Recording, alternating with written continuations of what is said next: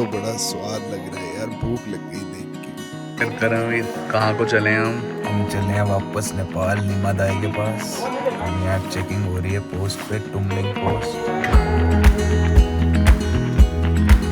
This road divides India and Nepal. We came from that side. We came here yesterday as well to meet Pemba Dai, and today we are going down to meet Nima Dai, and Saiba will be there as well.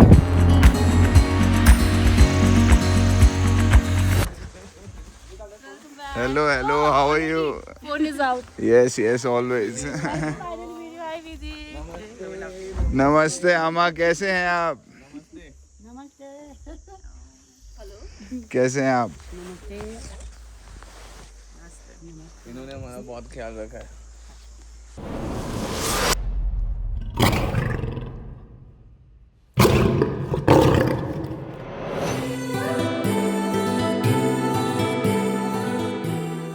Back at Nima Dai's homestay, and look at this view. Wow.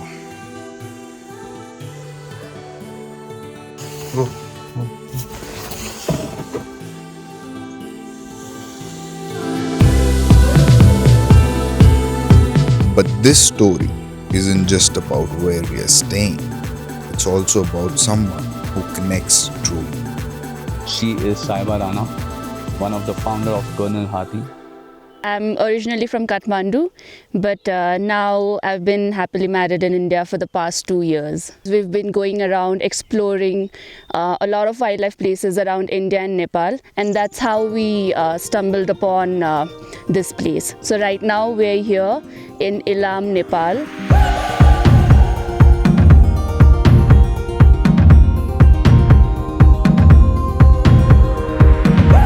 This forest which you can see around is Padmasambhav Community Forest, and this area borders Singalila National Park.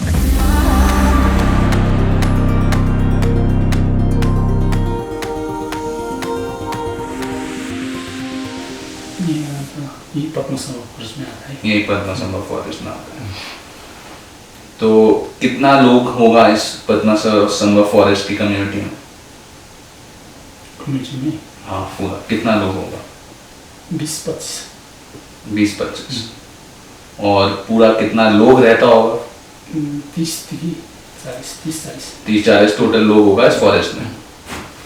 The two of us, we started exploring a lot of wildlife places, and we really felt connected to it.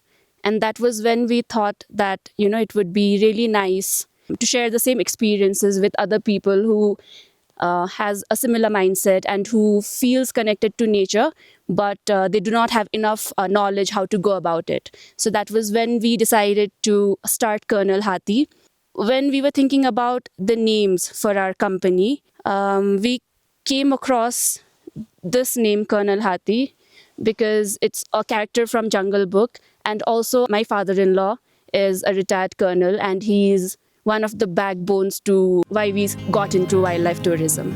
The first time when I heard of red panda, to be honest, I didn't know that red pandas were found in my very country, Nepal.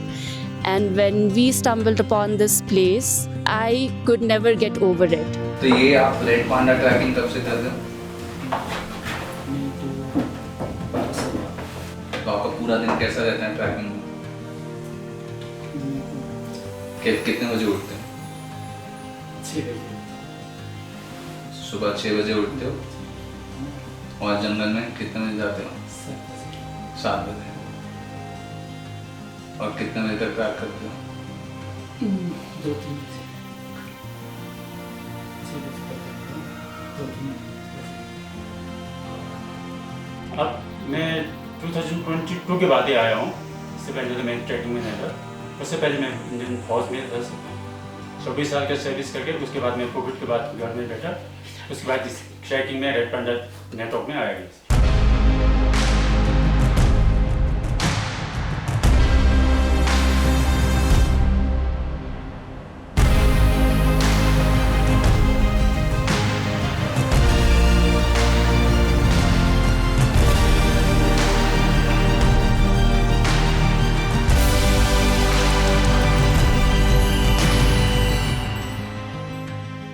नीमा दाई के साथ जुड़े या पहले किसी और के साथ करते थे? पहले मैं संजय दाई के साथ था उसमें, और फॉरेनर्स टूरिस्ट को गाइड करने के लिए आया था। उसके बाद फिर मैं नीमा के साथ भी आया हूँ, वहाँ से हम लोग कंबाइन होकर ट्रैकिंग कर रहे हैं। और यहाँ पे सबसे बेस्ट समय कौन सा आने के लिए? अक्टूबर नवंबर मार्च अप्रैल। मार्च अप्रैल में बर्ड भी बहुत अच्छी अच्छी होती हैं। कितना चल लेते हो ट्रैक करने के लिए? 15 से 20 किलोमीटर चलते हैं। कितना पैंडा होगा यहाँ जंगल में? सर लगभग पिछले साल हमने नॉमिनेट किया कि 8 या 9 पंडा, लेकिन जैसे उसके ब्रीडिंग होने के बाद तो वो कई जगह पे सेटल हो जाते हैं। जो पुराना है वही इधर रुकता है, इसलिए इतना उसका पॉपुलेशन नहीं बढ़ रहा है। अच्छा। और नीमा दाई आपने कितना रेड पांडा देखा होगा अलग अलग आज तक की डेट तक? 12 साल बाद में वो पांडा 100 क्रॉस हुआ मेरे को। 100 क्रॉस हो। पांडा को गाल ये हम उसका परिवार है। Through tourism over here, and the tourism is regulated in a very proper way. It's not done in a way that it harms the wildlife here or it threatens the red panda here. So it is done in a very systematic way because the locals are very aware about the habitat and about the behavior of the mammal. आपको red पैंडा trekking करने में मज़ा क्यों आता है और आप क्यों करते हो? एक रीज़न तो पैसा तो है ही है जो है इसमें और लोग देखना चाहते हैं, बट इसके अलावा एक तो सर मेरा को रेड पांडा देखने से शांति मिलता है। एक तो मन में एक शांति पीस होता है। It is still an offbeat place and then not a lot of people know about it. So there's very limited tourism here and it is not the main source of income to the local bodies.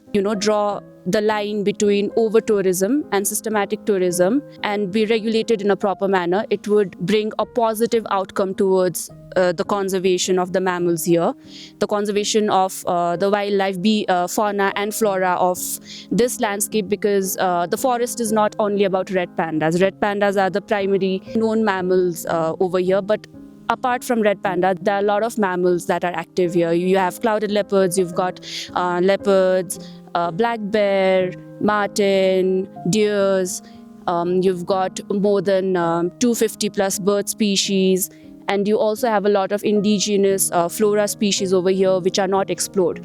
So there's a lot of research that is yet to happen, and this place has a lot to offer. यहाँ पे जंगल में बहुत सारा animal है। उसके बाद ये जंगल मंदिर के तरफ है। People like Neema Dai have been staying in this forest for generations and been using the forest resources, but still they have been able to preserve this forest for hundreds of years. तो लागबादा ये जंगल से बहुत सारी चीज़ें आती हैं, जैसे घर में, जैसे नीमा दाई ने बताया, घास आती है, ठीक है, आपका लक्कड़ आती है, काफ़ी कुछ चीज़ें जंगल से आप लेते हो अपने घर के चलाने के लिए। तो एक जंगल को भी आप अपना घर समझते हो और एक मंदिर की तरह मानते हो। हाँ सर। तो आप इसके बारे में आप अपना थोड़ा एक रिलेशन बताओ, आपका घर और जंगल कैसे चलता है साथ में? सर ऐसा कि अभी जंगल होने से हमें एक तो जल का स्रोत मिलता है, हमें सभी गाँव का जो पानी का स्रोत है, घास हो गया, लकड़ी तो नॉर्मली हो गया सर, और दूसरा वहाँ से हमें सेफ भी है। अच्छा, लैंडस्लाइड होना ये भी सेफ रहता है सर। हाँ, जंगल हमारा घर है सर, इसमें हम इस कम्युनिटी फॉरेस्ट ने इसको अभी तक सेव करके रखा है और सभी इसके ऊपर सीरियसली काम कर रहे हैं। इसको सभी जो मेंबर है कम्युनिटी फॉरेस्ट का, जंगल को हम अपनी मंदिर की तरफ पूछते हैं सर। बहुत बढ़िया, बहुत बढ़िया। So once I came to this place, I did see red panda in the wild, and it was a beautiful experience. But it was not only the red panda that made me connected to it. It was the community, it was the place, it was the landscape. So this is one of those places, where I can disconnect with everything and then be myself truly. So that is what makes this place very special, and then that is what inspired to do Red Panda expedition here. गुस्सा होता है, वो ये नहीं समझता कि जंगल है, दिखा तो दिखा, नहीं दिखा तो नहीं दिखा, कोई पाल के थोड़ी ना रखा हुआ है यहाँ पे। वो पे है ना, इसलिए तो मुश्किल है देखने में। वो नहीं समझता है। नहीं समझता है टूरिस्ट, तो ये टूरिस्ट को समझना चाहिए कि वाइल्ड में आए हो, भाई नहीं दिखा तो नहीं दिखा, इसमें इतना निराश की क्या बात है। और अभी आपके घर पे कौन कौन है? माँ ब्रदर। भाई और माँ है। माँ से तो हम भी मिले हैं, वो तो ब्लेसिंग है उनकी। I think red pandas are one of the elusive species which not a lot of people know about. And I think once you get a glimpse of the panda in the wild, I don't think you'll ever forget the image. It's one of the most adorable and then charming mammal that we have here. It has been widely poached throughout many years. But now with the help of the community and a lot of active organization, so the population has increased. तो red पैंडा को बचाने के लिए आप लोग क्या क्या करते हो? अभी तक तो हम लोग यहाँ का लोकल से वही सिर्फ अभी नॉर्मली सरप्राइज चेकिंग कर रहा है सर, कोई वो हंट ना हो जाए उसका शिकार ना करे जो लोकल दूसरा। तो पहले होता था? पहले होता सर, जब रेड पांडा नेटवर्क आगे इधर उसका कवरिंग और टैगिंग करना शुरू किया, उसके बाद ये रेड पांडा का बंद हो गया जो शिकार। अच्छा, तो ये कितना साल पहले था? लगभग कितने 10 से 15 साल पहले होगा। कई साल से इसका वो नहीं हो रहा है, शिकार नहीं हो रहा है। हाँ। इसका सेफ ही हो रहा है, जितना गैस इधर आएगा उतना ही सेफ है। अच्छा। क्योंकि जब ट्रैकिंग के लिए जाएगा हाँ। तब वो जो हंट शिकार है उसका कम हो रहा है चांसेस। तो अब तो नहीं हो रहा, पर अभी तक तो नहीं हो रहा है, अभी तक कॉलरिंग वो भी नहीं हो रहा है, कैमरा में ट्रैपिंग में भी नहीं आ रहा है।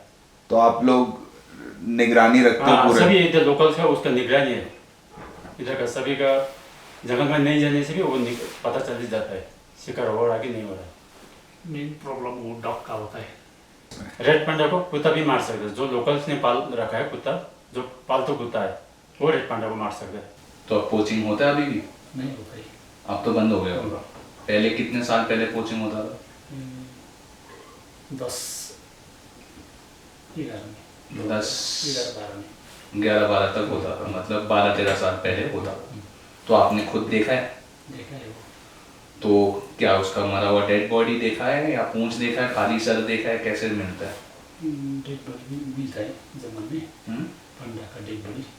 आज हम इस जंगल को बचा पाए तो कल हमारा पीरी और रेड पांडा भी बच सकता है। The different communities over here, the forest department and the local bodies, municipalities who are involved. So if everybody could come together and set some rules, regulation and boundaries that would contribute to the conservation and also the livelihood of all the communities, with that approach, if we could take things forward, I think it would really add to the conservation part of this landscape, because the communities are the primary source of conservation here, and if we could generate a sustainable income source for them, I think that would be the best approach to take.